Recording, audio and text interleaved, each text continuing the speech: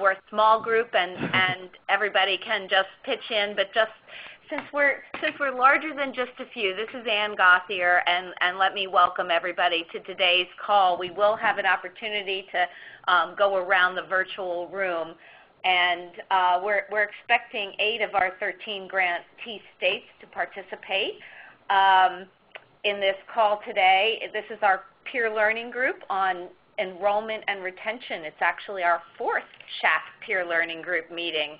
And at the end of this, I'll talk a little bit about how we're going to be changing the format going forward next year. You guys know that we really hope that this is an opportunity to share information and ideas with each other, and that this is not, as opposed to if you were on our last national webinar that was also sponsored by the SHAP program, this is not a national webinar. This is a peer learning group call just for grantees only. But you heard all that technology at the beginning because we are recording it, and we really do want to encourage you to share it with your colleagues subsequent to the call here.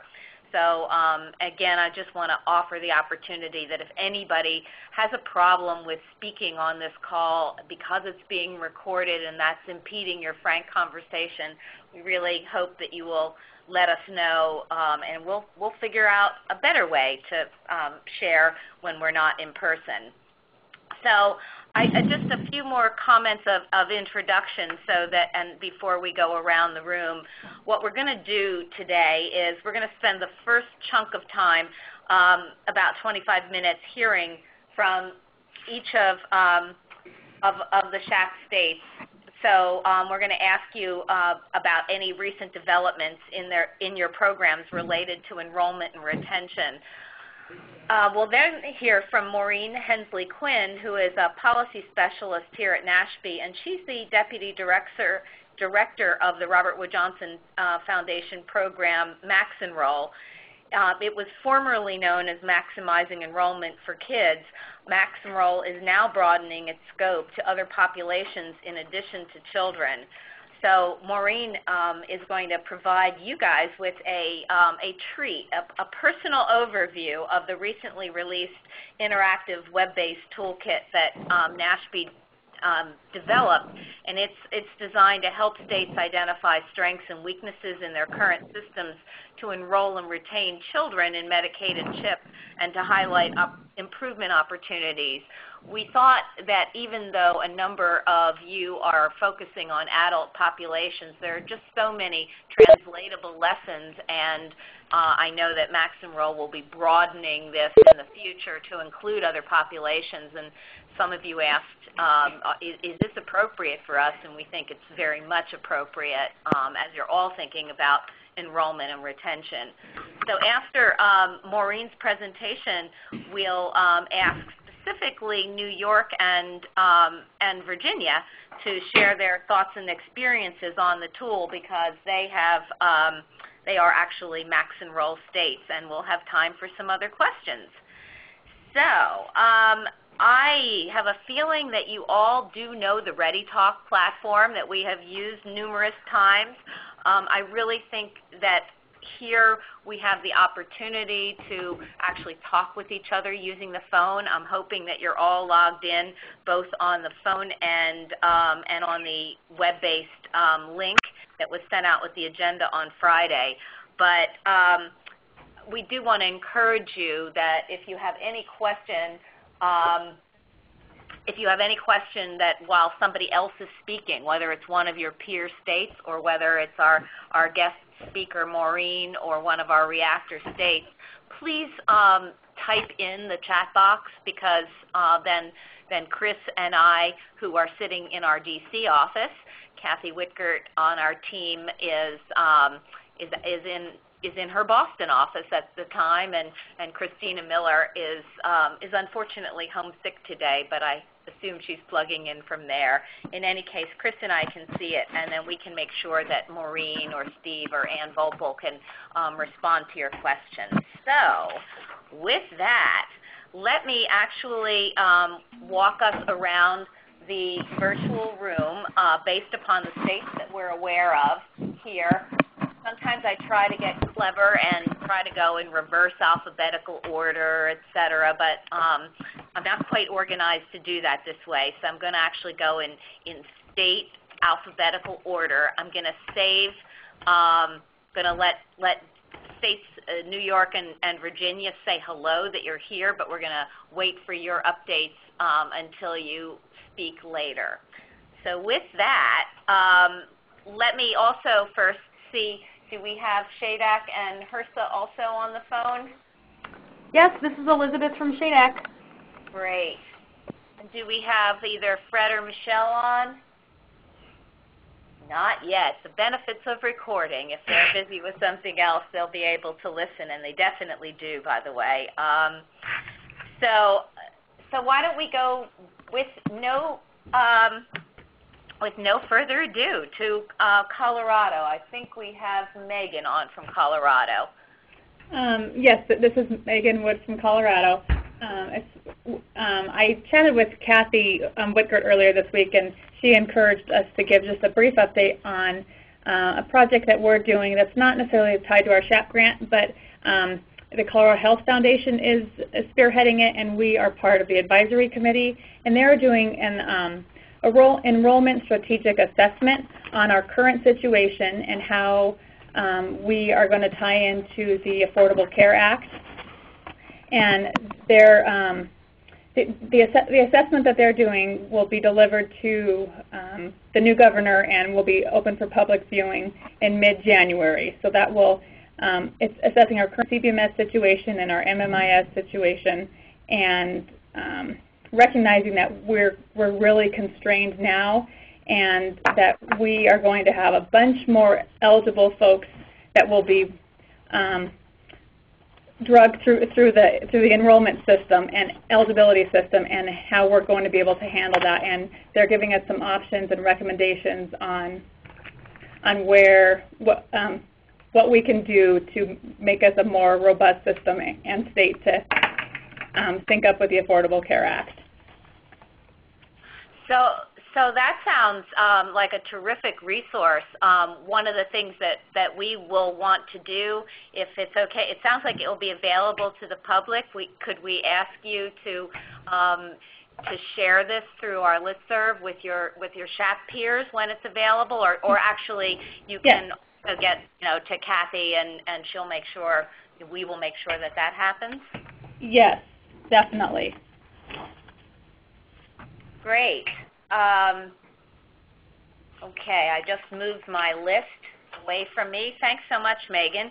You're welcome. I think we do not have Kansas on the phone, although you're part of this group, but let me just make sure that nobody from Kansas is here. So let's move back across to the really cold part of the country, Maine. I think we have Gloria on the phone? Yes, I'm here. And it is very cold and snow on the ground. Goodness. But, hey, it's beautiful, I guess. Yes, I wanted to talk about our part-time worker voucher program that we've spoken of before, but a couple of new things. One is we've done a postcard mailing to employers of under 50 employees, and we sent out around little over 5,000 of the postcards. And with this postcard, we decided not to have a return portion, but to encourage them to call us directly instead, so that we kind of get more automatic feedback. And also because employers, so many of them have a January anniversary date for their employers' coverage for their employees, we wanted to, get that turnaround time in a more quick fashion. And I'm thinking maybe you all might want to see the postcard. I know there was interest in the past with a previous postcard, so if it's okay, I could send that for the listserv so you all can see it. I'm sure that that everyone would like to see it. Is that something that can be scanned in and sent electronically? Yes. Awesome. I will do that after the call or tomorrow, probably more likely. We don't know the response yet because it was just mailed a couple of days ago, but we're very hopeful. And we're going to watch obviously the return rate on this, and then we're poised to send another 5,000 or possibly a bit more out to 5,000 more employers. This time we targeted certain types of employers where we've been getting more reaction for the voucher program for their part-time and seasonal workers. For instance, restaurants and direct care workers, that kind of, and attorneys and some various ones that we've been getting some impact from. So I'll give you an update on that whenever it's appropriate at our next call or at our meeting in January. We also are running 3 radio spots, and we're getting extremely good reaction from them. And they feature a couple of our voucher program employers that have certified and come on board for their employees, and their employees, a couple of their employees, and an insurance broker who brought business to the voucher program.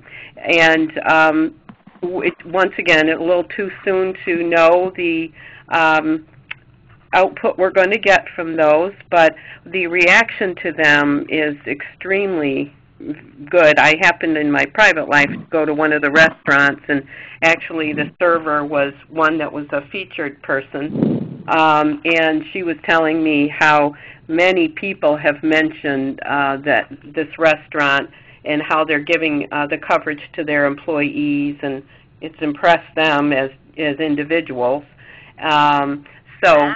Yeah, that's exciting for them, of course, and of course, kind of a little perk for the employee to hear. People realize that it's her from her voice. And I can also send those so that you can click on. I can send them electronically. There's 3 different radio spots, and you could also listen to them in case you could glean something, even though your opportunity isn't exactly like ours or even very much like ours as grantees, but it might spur something in your thinking or for some other avenue in your business. So I can also do that as well. Well, it wouldn't be fair of me to speak for the grantees, except that I'll do it anyway, because in our experience, you know, things like that really are so enormously useful, even if it, as you said, Gloria, even if it isn't exactly like the circumstance, just seeing how somebody else has approached that will give an idea when the time comes in another state. That's kind of, I know that's kind of peer-to-peer, one-on-one, or 101, I should say, but it really works. So it's so nice to be able to share things electronically now like that. That's really great. So thank you. Yeah, and any reactions you might have, feel free to email me or call or whatever if something strikes you. Either way, but I think you're going to find them to be very well done and easy to listen to. Great. I think that's it for right now for kind of anything in the newness realm. Well, thanks very much, Gloria. Let's move. We're going to stay in the cold realm in my alphabetical order from Maine to Minnesota. That also has seen that white stuff recently. At least it's reported. Is that Allison that we have here from Minnesota? Allison's here. This is Kara. Oh, hi, Kara. You spoke up first. Sorry, too. Great. No problem. Yeah, it's a little cold here. We don't really have anything terribly exciting and new to report, but we are steady and strong on the local access to care programs that are up and running. Health Share, our small multi-share in the northeastern part of the state, has achieved enrollment of 248, and so far it's about 15 people over its goal for the year. Portico, our larger local access to care program that enrolls people individually as opposed to going through their employer. Their SHAP-related enrollment is at 650, which is 16 over their year-to-date goal at this point. And we are really pleased to report that Values Health, which is located kind of in the central and western portions of the state, is currently marketing and has spoken to and is under contract negotiation with 13 employers. Those average about 5 people per employer. So we're hoping that this month they will, they have a goal of having 100 employees by January 14th. So we are hopeful that they will not only meet that but exceed that by January. So they are underway. And so that brings our total enrollment at this point, and I believe this was as of the November report, so this would be as of October 31st, brings our total enrollment to 898 people through SHAP. Great. Is there anything in your state in terms of, are there discussions about preparing for enrollment when health reform phases in that you want to raise here or put on the table? And you don't have to, by the way, but I wanted to just give you that opportunity, and we can maybe weave things into the discussion. At this point in time, I mean, we are looking at the role of local access to care programs, given a number of possible scenarios for the distribution of the uninsured throughout the state. And then, of course, the other part of our grant does deal with improvements in our Medicaid and public program online application and electronic verification systems. So we are moving forward with those. And at this point in time, those are all under development. And those testing is planned for February for both of those systems in some way. So so those are moving forward, but we're not yet enrolling people electronically. Gotcha. Okay. I think that we had North Carolina on this, but I don't think we have a North Carolina person here today. Correct me if I'm wrong. But so we'll move to possibly a warmer place at this point. We have Nevada, and I think we have Laura on the phone here, and we're talking about updates on anything regarding enrollment, retention, or anything else about health reform or anything you'd like to share. Laura? Yes. Hi, Ann. This is Laura. It is probably warmer here in northern Nevada than Minnesota or Maine, although we're supposed to get up to the 50s today. For enrollment and retention, we have our report from the month of October, which showed us with a statewide enrollment of 268. We have expanded through our subgrantee Access to Healthcare Network to a statewide program, and that is getting up to speed in southern Nevada. She's basically setting up her network of providers down there and working with the county to bring on some of their folks that were previously covered under the county and may be able to shift onto her program. So we're expecting that the numbers are going to increase fairly dramatically in the next quarter in southern Nevada. And as far as retention goes, we have only had one person disenroll. Some of the members go off when they turn 65 because they get onto Medicare, but for other members, basically they can stay on the program unless they don't comply with some of the requirements like getting all their screening done, for example, and that was the case with the one person who was disenrolled in November. They basically had not followed through. And what we're finding is a lot of people are kind of squeamish about the requirement to get colon cancer screening with a colonoscopy. And so I was just speaking with Sherry Rice, the director for that program, and she has talked with a physician who indicated they might do some other testing that could be an alternative to a colonoscopy. So she is going to offer that to her members who have not been interested in doing a colonoscopy, and hopefully that will resolve that issue. It's a small program when we know about the one person, but I know I'm reminding everyone that Nevada's program is targeted towards 60 to 64-year-olds, hence a very different population than those who are working with an employed population or those who are working with a more typical low-income Medicaid type population, and the churning issues are very, I suspect, very different there. Thanks very much, Laura. We did just expand actually to 55 to 64-year-olds this year, and you know, are getting some additional people on because of that expanded age group. I think the fact that I made all the other site visits except for yours personally made that fact not stick in my head. So I hope to come this year when we come. Great. So okay. Thank you. You're welcome. And Anne, we are skipping New York for now, but if you just want to say hello, New York is here. Yes, we're here. They're on mute, so I didn't mean to throw that at you.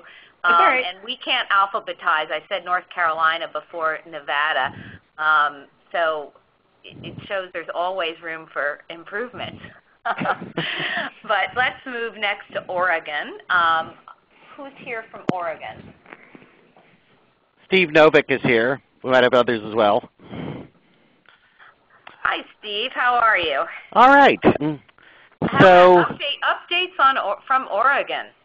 I had the pleasure, I will say, of spending some time with some of your colleagues in Denver at the end of last week, and a good deal of thinking about exchanges happened. I was just hearing that from Tina, yeah, and it sounded like we were hearing good things from the feds.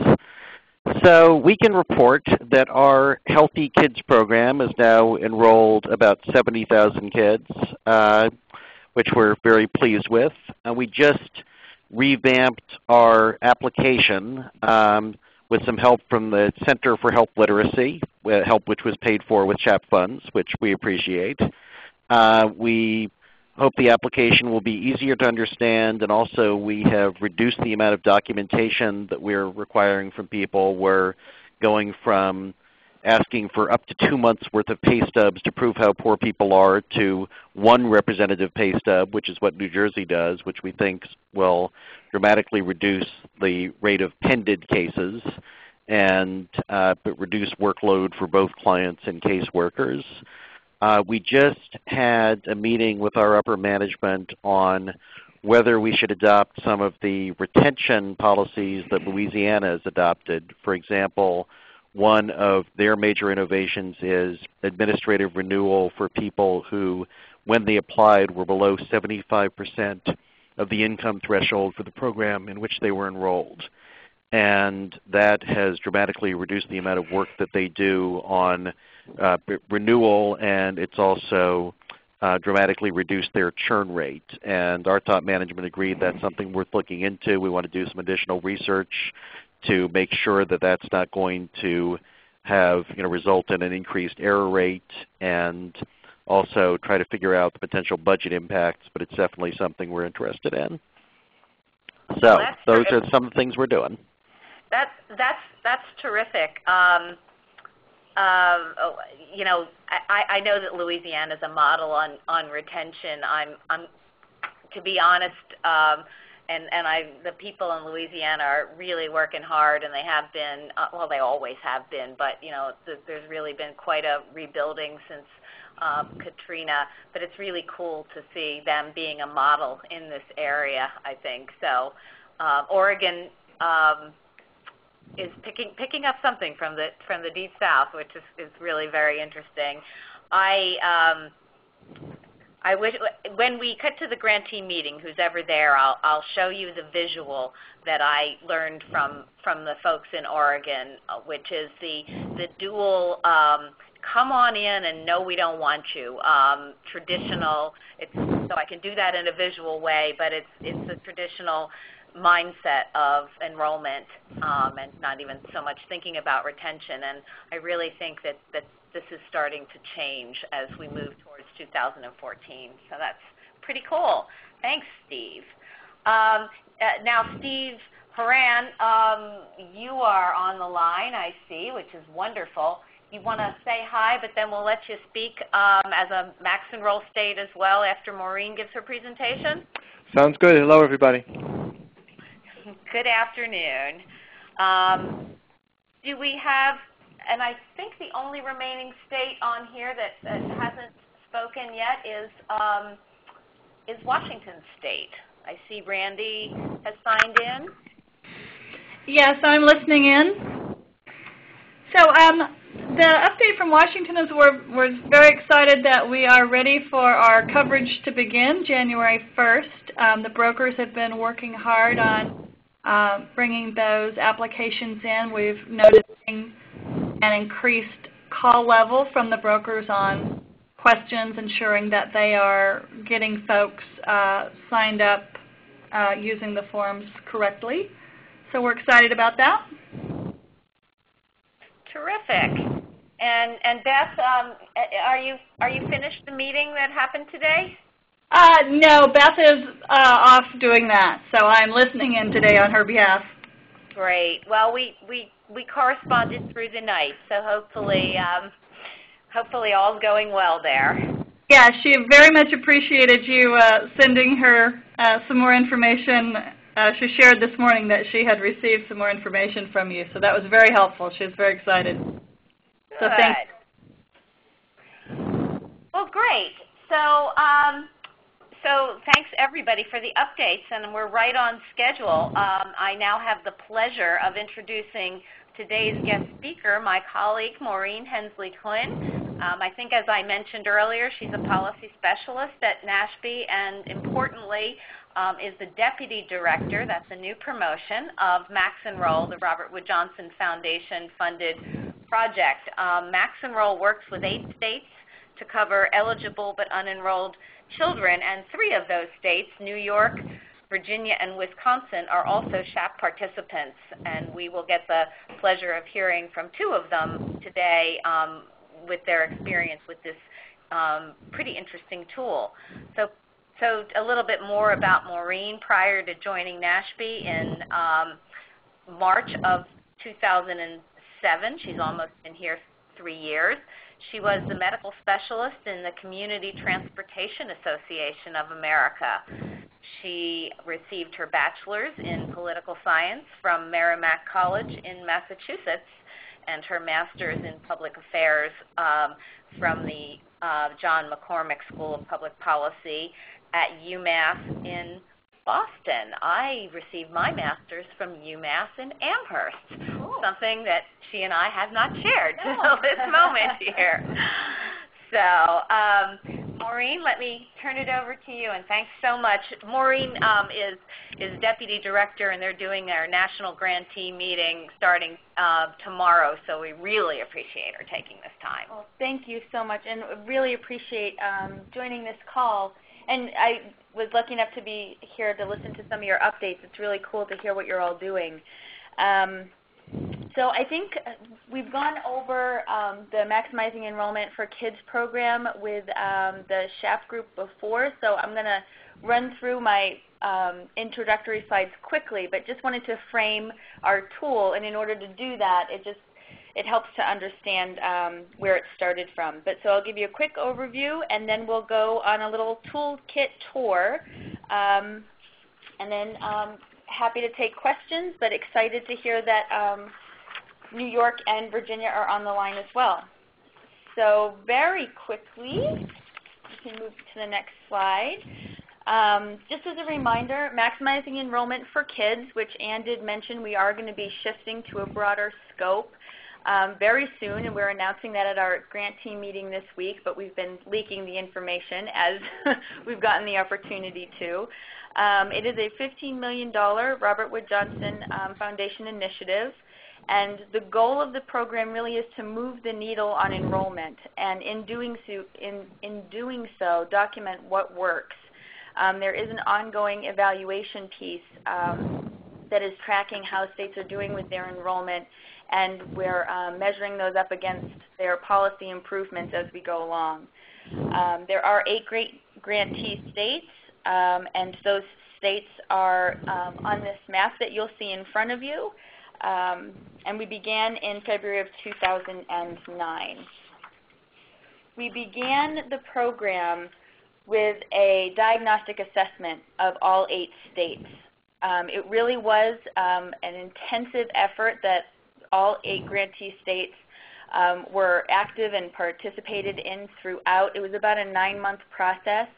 We contracted with health management associates to develop a diagnostic assessment protocol and conduct the assessments. The protocol is based on literature review and expert opinion. It had multiple parts.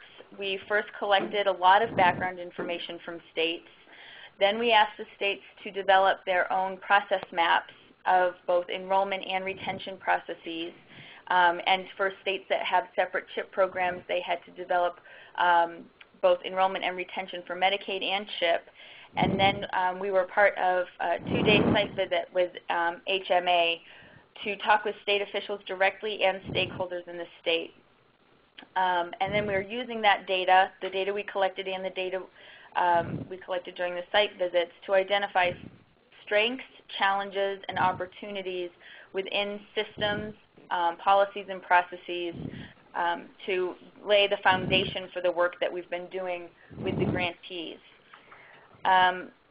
Best way to describe what we learned from the diagnostic assessment sort of falls within these 4 key themes: process improvements and paperwork reduction. The whole purpose is to make enrollment simpler for families and more efficient for the state. It's so important to understand where each state is, and that helps you develop where your state needs to go by really digging into data and integrating that, not just on a quarterly basis or however often we're learning a lot of states collect data, but really use that throughout the year and as you make changes to your programs.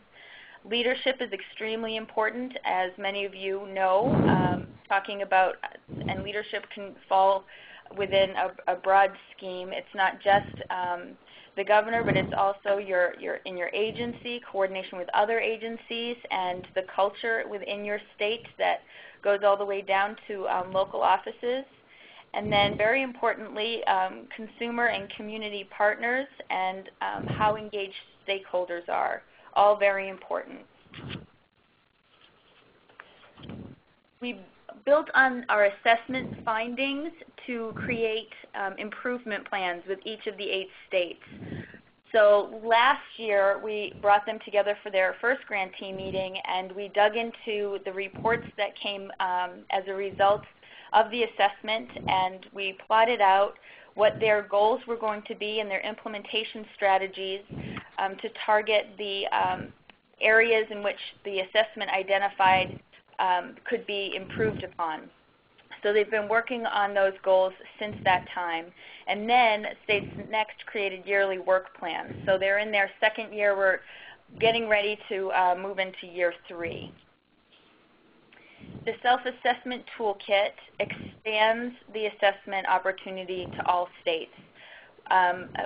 We announced the diagnostic assessment reports, and we talked about the interesting things that we were finding, and we heard a lot back from states saying, well, that's great, but what about my state, and is there any way that we could use some of what you've used for these 8 states and make it more broad? And so we did that by pulling together this toolkit. It has always been a goal of the Maximizing Enrollment program to share lessons with all states, and we think that this is a really interesting and unique way to do that. We hope you do too. I will just say that the diagnostic assessment protocol that the 8 states went through really was the foundation for this toolkit, and so the pieces that I'm going to go through and tell you about really did come directly from the experience we had with the grantee states. And as we learned from them along the way, we hope that we've improved it so it works best for you all as well. So I'll give you a brief overview. The purpose of the toolkit is to help states understand enrollment and retention policies, procedures, and systems that you are currently using now, and to help identify the barriers that some families face when applying or renewing for coverage. Now, as this program has been developed for, it really was focused on kids, and so we were looking mainly at Medicaid and CHIP programs. But as Ann said in the beginning, there are lots of lessons that can be pulled out from knowing what these two programs, how they work in these 8 states and what they've been doing. And one piece in particular comes to mind that I think all of you might benefit from doing, regardless of the populations that you're covering. At the end of the toolkit, after you go through each piece, there will be an individualized report as well as other information that you can gather that really will help you understand where you are and perhaps where you need to go. The report provides best practices that are found in literature, supported by national experts, and used by other states. And I love this slide. It's an important safety tip. We really do recommend that you pull together teams to do this. For our 8 states, we encouraged them to have representation from Medicaid and CHIP program administration down to frontline eligibility workers, as well as pulling in external viewpoints, advocates, governor's office, folks from the legislature. It really is, there's a lot of different pieces, and in order to get a full 360-degree view of where your state is and where it should go, you really need to have a team going at this at the same time. So there are 4 separate modules within the toolkit. The first is process mapping. The second is an interactive web-based questionnaire, which will, at the end, generate for you an individualized report based on your answers. We also include stakeholder questionnaires, and finally, an improvement plan meeting kit. So all of this mirrors the grantee experience you'll see. Process mapping is something that I think every state could use for any population that they're covering. So what it really is, it's a way to detail an application's trajectory from the applicant or family to the actual enrollment. And what we include sort of a how-to guide as well as an example of a completed process map online. Creating a process map can be a arduous task, and you need a lot of people in the room to help you work through this. A lot of what our states found was that even plotting out exactly the time period, so an application, whether it comes in through online, whether it comes in through a local office or through the mail, there's times that a lot of states have set, and there are within policy, there's so many days it has to move from this to this. Coming together in one room to hear exactly how that works out, if it really does work as you think that it does, or where it can stumble and where things could take more time, is extremely important in understanding how your systems are working currently. We recommend that you determine the boundaries of the process mapping right up front. And what I mean by that is, where does the process begin? Does it begin with the application coming in the mail? Does it begin with a person walking into a local office? Does it begin with an employer and writing out an application for coverage? Where does it begin, and then where does it end? At what point is an application finalized? If it doesn't finalize with enrollment, at what point does the application, is it considered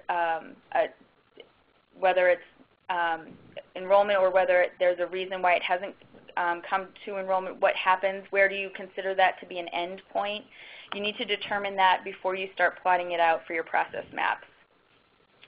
And then the next slide, it just is a picture that we actually got from the Southern Institute for Children and Families. They were working on a retention initiative, and they helped us a lot come up with our how-to guide. And this picture is from them when they went to a state and helped them plot out the retention processes. I believe it's for a CHIP program. So now, how does it actually work? First of all, our toolkit does give you the how-to guide, as I said, and a sample process map.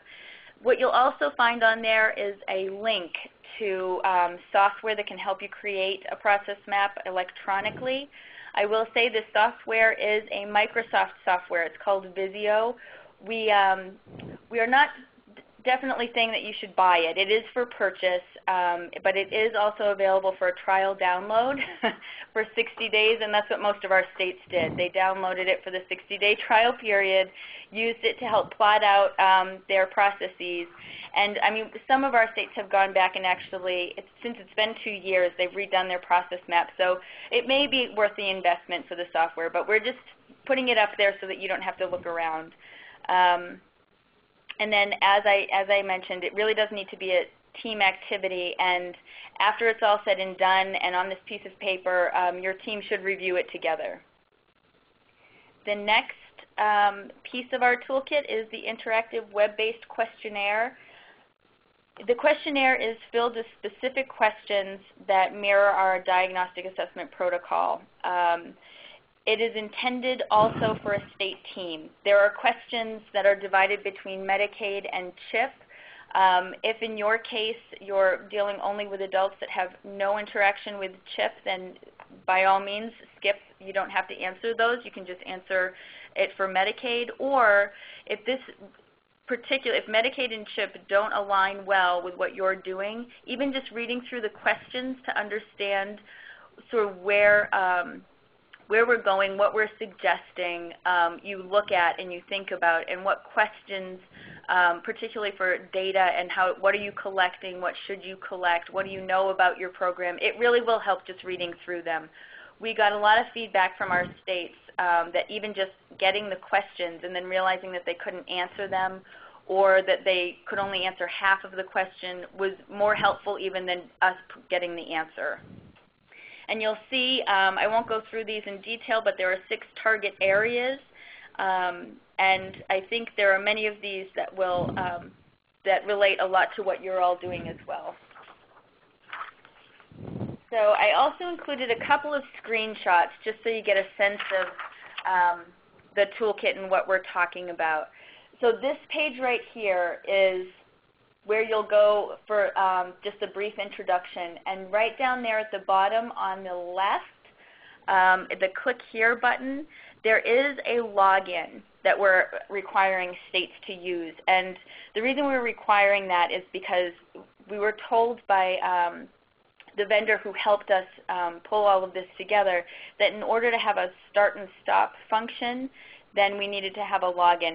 It's just a way to capture what you've been doing already, save what you've done, and then you can go back and use it again. And you don't lose all of the information that you've already put in there. And it is quite a long questionnaire, so it's helpful if you can stop and then start again. Here's a brief sample of what the questionnaire looks like. This is just the beginning, and you'll see, like I said, there's a Medicaid and CHIP section. So teams also have to review the questionnaire ahead of time. We suggest assigning sections. We think it's very unlikely that one person can answer all the questions within the questionnaire. As I mentioned, there is a start and stop function, and you, in order to pass the questionnaire along to the next person on your team, you will need to offer them your password and username so that they can get in there and not start from scratch.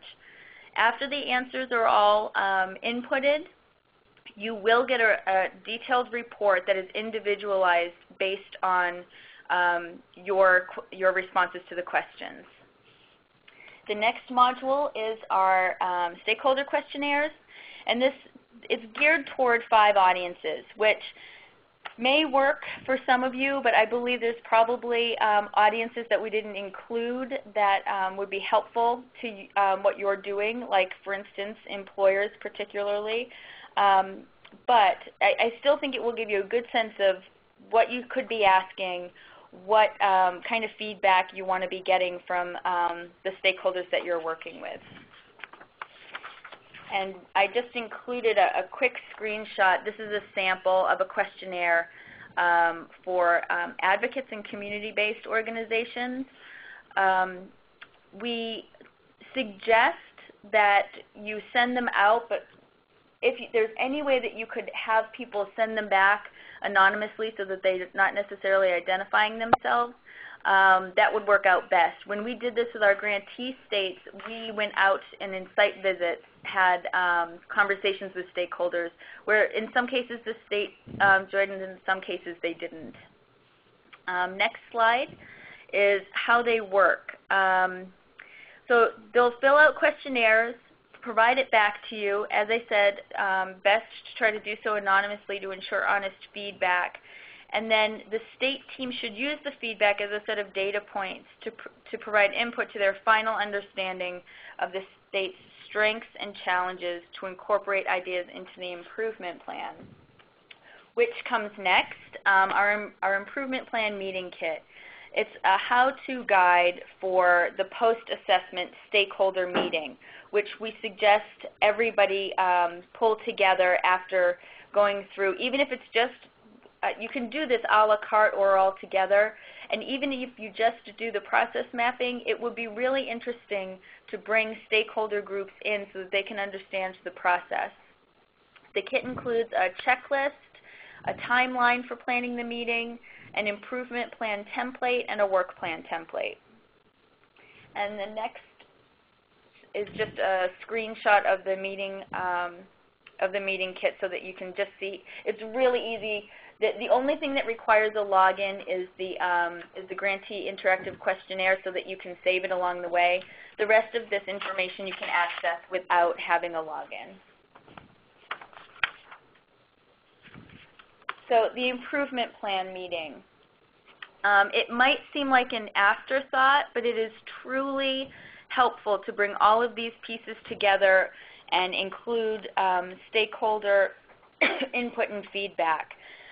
Bringing it together, like bringing the process map, even if you don't go through the entire questionnaire, if it doesn't look like you're not using Medicaid or CHIP programs for your work, you don't need to answer them directly, bringing the questions to even go through with some of the stakeholders in this kind of meeting would be extremely helpful. And then based on these findings, the state teams can use the improvement plan template to plot out goals for what you want to improve upon, and then it does have, within the template, there is an opportunity to share responsibility and work out a timeline for how all of that's going to come about. And then finally, why should you use the Self-Assessment Toolkit? Well, it's free. It's free to you. The Robert Wood Johnson Foundation made a significant investment in pulling all of this together, and it certainly did take a long time to get to the point where it's at now, and our grantee states were extremely helpful in us smoothing out the rough edges that they experienced so that we could put this online for other states to use. It does share resources and best practices all in one place that have to do with enrollment and retention in a way that I don't think anything else does. And then it provides a new way for states to look at its policies, procedures, and systems. We believe it is very relevant to health reform implementation, and as Ann said, we are going to revisit this and look at it in a broader scope and see what else we can add in there so that states can really take the tools for health reform implementation. And particularly during this time of fiscal constraints, this evaluation will help pinpoint and guide improvements to increase efficiency. We had a lot of feedback from our states saying that knowing what they, of all the things they could focus on within enrollment and retention, pinpointing exact things that they could do that would make a difference based on literature and having all of that in one place, it was very easy to share with governor's offices, with state legislatures, and it was just easy and palatable for them to to acknowledge and move forward on. And as I mentioned, you could use all the components at once, or you could use each piece a la carte as it relates to your work. And that's a quick run through. If you have any questions or comments, I welcome them. Let's suggest this. If we move to the next slide, which shows the resources and the key folks in the Max Enroll state and the web addresses that you'll need. Let me we'll open for discussion, but we've asked New York and Virginia, who are SHAP and Max Enroll states, to kick off the discussion. Sorry to keep you last because you're from Virginia, Steve, but in alphabetical order, we'll go to Ann first.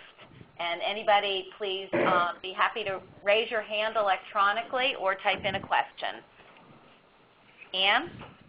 Thank you, Ann. I wasn't actually directly involved in working on the diagnostic protocol at the time we received it for the Maximizing Enrollment for Kids, but I've certainly taken a look at it, and in some cases we've used it as a building block for some of the work that we're doing for preparing for our enrollment center.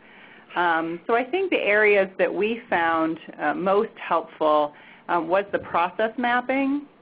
And I think Maureen called it arduous. I was going to say challenging.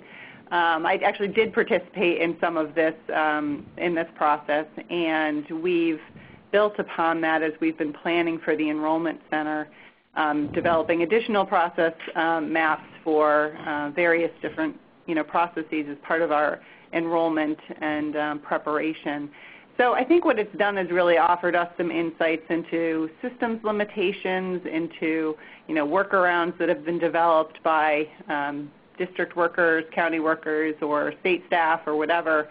When there's something that needs to get done, just sort of highlighting those areas, and getting into the nitty-gritty details. That again, as we're planning for bringing a contractor on to work at the enrollment center.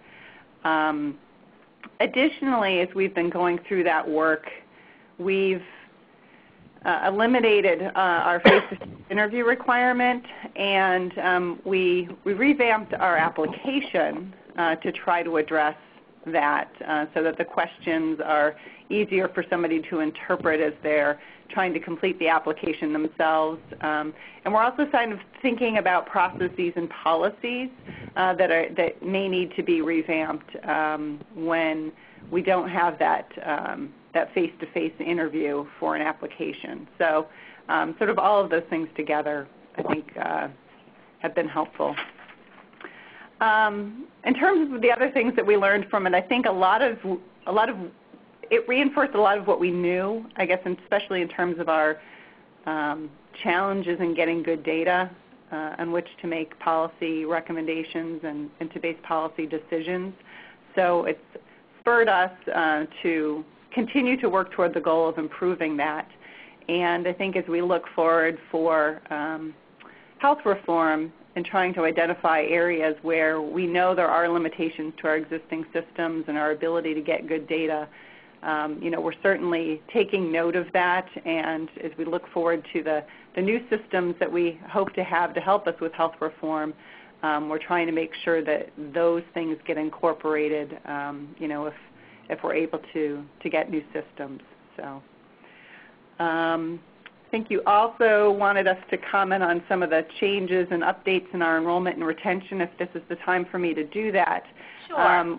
Been working on a couple of exciting tools to do a web-based fill and print PDF application, so somebody can actually go online and type their answers in on our application and then print it out at the end of that process, so they're not filling it out by hand. Ideally, that'll be a little bit easier for eligibility staff to read, and it's also going to be accompanied by some help text and tooltips kinds of things to help answer some questions that might come up as somebody's working on the application. So we're also working on a new screening tool that will be on the web, so folks can enter their data, try to get some basic response as to whether or not they might meet our eligibility requirements. So, And we're working on the implementation of our enrollment center. So our long-awaited contract was finally approved and made it through our contracting process here in New York, and we are working diligently with our contractor to get things rolling. And our call center, first call center, went live December 1st, and we're now working toward bringing up the rest of it in the spring of 2011. So. Great. Sounds like great progress. So let's, and I want others, if they have questions for Maureen or other things to share, to be thinking about them. But let's go to Steve from Virginia. Okay. Hi, everyone. My name is Steve Horan, and I'm with Community Health Solutions here in Virginia. And I've had the opportunity to work on a number of different health reform initiatives here. Some quick big picture background. Virginia has kind of a distinctive setup. Our Medicaid enrollment is done through the Department of Social Services. Our equivalent of SHAP enrollment is done through a central processing unit through a separate agency, the Department of Medical Assistance Services, which actually runs the Medicaid program. So as you can guess, that creates some complexity when you talk about enrollment and retention data. And the second thing I would say is about 4 years ago, we started a multi-stakeholder group called the Children's Health Insurance Program Advisory Council, and one of Maureen's slides resonated with me about the importance of having multiple stakeholders around the table. At the start of that group, we asked a lot of questions about enrollment, retention, and quality that the departments had difficulty answering because they didn't have the data. The Max Enroll grant was a major, major catalyst for Virginia. And in particular, Virginia went through the full diagnostic assessment in 2009, and that really helped us leapfrog to a next level, because going through the process mapping and just working through those questions with multiple stakeholders not only provided us with some answers and potential solutions, but also with some energy. And it became a catalyst where a bunch of people said, hey, we got to get better at this and move forward. So the Department of Medical Assistance Services honchos the Max Enroll grant, and Rebecca Mendoza and Leah Walker are the key people there. And Rebecca couldn't be with us today, but I did a debriefing with them, and she wanted me to relay a few of the accomplishments from Max Enroll. One is, this is very important for us, we now have a contract in place to create a data warehouse that will contain information from DSS system and DMAS's system, so that we can look at patterns and trends in enrollment and retention across programs with the child at the center instead of the program at the center. This has been huge for us in terms of identifying statewide and then regional and then age-specific enrollment trends and retention trends, and really pinpointing problems and going after the policy and outreach and education solutions to identify those, to address those problems. And we've actually seen enrollment and retention get better as a result of that. And a lot of that couldn't have really been done well without that data system. So that was really good. The second thing is the questions gave us a framework to go out and hold focus groups with eligibility workers across the state, learning about barriers to enrollment and retention from the worker's perspective, looking at how workers see their roles and responsibilities, that cultural piece, determining how they learn about policies and how they implement those policies and their preferred communication methods, and also finding out what the workers hear from consumers about the enrollment and renewal process. And from a cultural standpoint, it's an interesting thing when you actually start to see the client or the beneficiary as a partner in enrollment rather than someone who just gets enrolled. And I think that cultural shift was very, very important in Virginia. We've got a few pilots going that kind of flowed out of Max Enroll. One is we're currently piloting a school-based outreach project in Virginia Beach, and that's targeting eligible uninsured teens from their perspective. We're actually working with marketing teachers in the schools to conduct teen focus groups and implement peer-to-peer promotion of enrollment within the schools with an eye towards capturing what works and spreading that across the state. Another pilot is over in Rockingham County in the western rural part of the state. They've got the highest number of eligible uninsured children. The Max Enroll questions have given us kind of a framework to go out and develop this pilot where we're trying to develop a county-wide coalition to strategize ways to identify and help enroll eligible uninsured children. And if you kind of ask the questions at the local level, they're just as helpful. You just have to tweak the questions a little bit. But you get to the heart of the matter very quickly. It's an accelerated process when you use those questions in the self-assessment tool. As we look forward, Virginia has a Health Reform Advisory Council that the governor put together, and I happen to be on that, and we've got a Medicaid task force. We're talking a lot about how we're going to reach out, educate, and enroll the 400,000 to 500,000 adults that we expect to flow into Medicaid from Virginia by 2014 and beyond. And we're really looking at the infrastructure we developed through Max Enroll and all of its community partners as an asset that we can bank on going into health reform. And I would say the self-assessment tool has a lot of potential just for thinking about outreach and education and enrollment processing for all of the different subpopulations that we need to worry about as 2014 approaches. It's just a really good diagnostic tool that stakeholders can rally around, and it's understandable, and it allows all the different stakeholders, even if they're not experts at this, it allows them to see the light. Everybody likes efficiency. No matter where they stand on the health reform bill, everybody likes efficiency, and they want to know that the people who are eligible are being reached and that eligibility processing is as seamless as possible. So we see this as a good thing sort of in and of itself, for our Medicaid and SHAP program, but we also see it, at least in concept, as a great asset that we can use over and over again as we look at health reform in 2014 and beyond. Thanks so much for those comments, Steve. I have one question for you, and then I really would like to see if others have questions for Maureen or questions of your state colleagues who have, at least their state has gone through this process. My question for you is, I know you're thinking about a slew of things as you are on the Health Reform Implementation Task Force. Are you thinking about how some of this information might apply to the exchange or the exchange Medicaid interactions? Yes, and I don't want to get too far ahead because on December 14th we have a big meeting where the staff report's going to be released.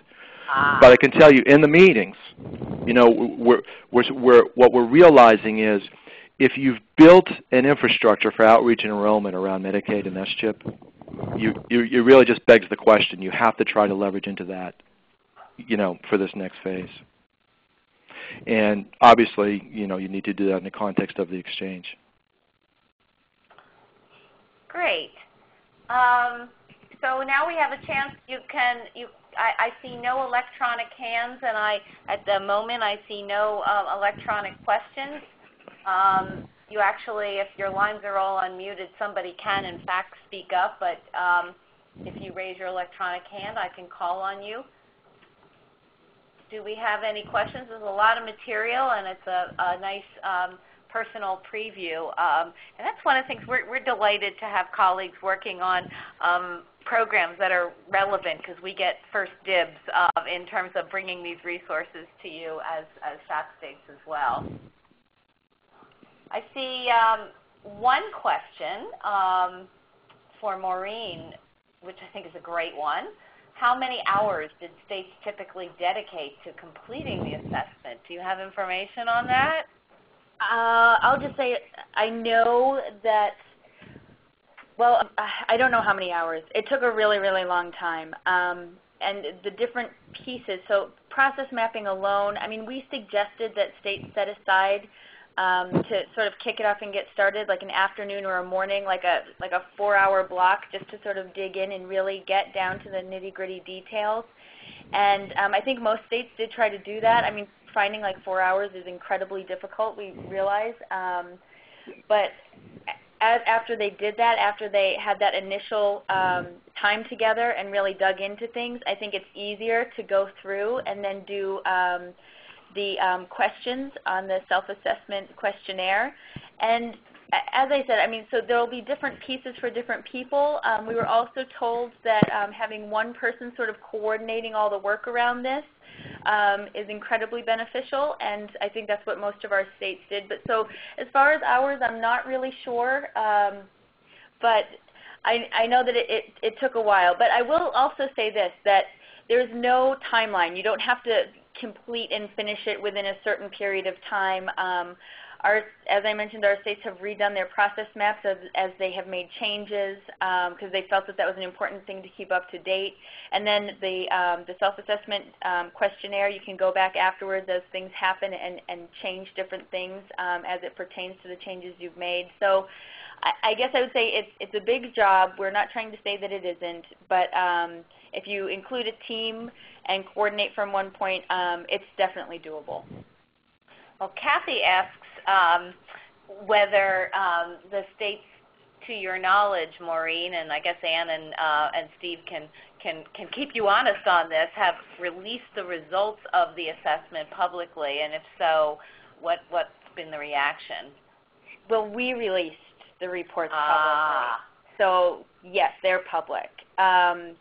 And I will say, the states that we have participating in the Maximizing Enrollment program have already done a lot of work ahead of time. I mean, we've got Massachusetts, we have Virginia, we have New York, all of these states that have made enrollment a goal of theirs, long before Max Enroll even came about. So I think it depends. I think other states may have different takes on this, and I welcome New York and Virginia to chime in if there has been anything that has come up from this. But we worked with them as we released the reports. We said, you know, talk to us. There are identified areas for improvements. I believe we called them opportunities for improvement. And I think most people acknowledged, because a lot of people were involved in this, and their voices were heard and considered. I think there wasn't any surprises. Everybody was very clear on everything, and everybody was on board to make changes happen. So it wasn't a big splash. Great. So one of the things that I will tell everybody is that we will, in addition to finding it in the links here, we'll post a link on to the diagnostic assessment tool on our shapaccess.org enrollment page following this. If we have no further questions at this point, well, we do have a question in about whether it includes any links to health insurance exchanges, and my guess is going to be no. But that might be a phase, something that you think about in the future phase. Is that right, Maureen? That's right. And so this meeting that we're having with our grantee states that starts tomorrow, we're going to start looking at their improvement plans that they did last year based on this assessment. And I mean, a lot has changed since we've done that, and so there are new priorities, and we're going to take a look and make sure that we're still on target. And so as we go through this sort of next phase of broadening our scope, I think we're going to be leaning on our 8 states a lot to revamp this toolkit and find out what else we should be including in that. And so we will be working to modify it so that we can include information on exchanges and what questions you should be asking, and I imagine even before we necessarily have answers, just to have the questions out there. But it's something on our radar. Well, thank you. I think that this is a good place for me to make a few organizational concluding comments. Appreciate very much Maureen's presentation, and for Steve taking the time to check in with his colleagues, and as well as to give us an update on a big date in Virginia, and stay tuned for the results of that, and Ann, for you also sharing your experience with New York. Let me note that that you will be able to, you can certainly continue this conversation on our SHAP listserv after the call, and we already heard of some things that are going to go out when we were going around doing our updates at the beginning of it. We'll also post an archive of this call on shapaccess.org and on the HRSA's Healthy Communities site. Let me let you know that we're going to be migrating our listserv and our peer learning call function to the HRSA Healthy Communities platform, and we'll be talking a little bit more about that. We're also, as soon as we get that set up, but it is the intention to do that for the next time we have a peer learning call. We're going to be adjusting the format of these calls for 2011. We're going to host one call for all states each month beginning in February.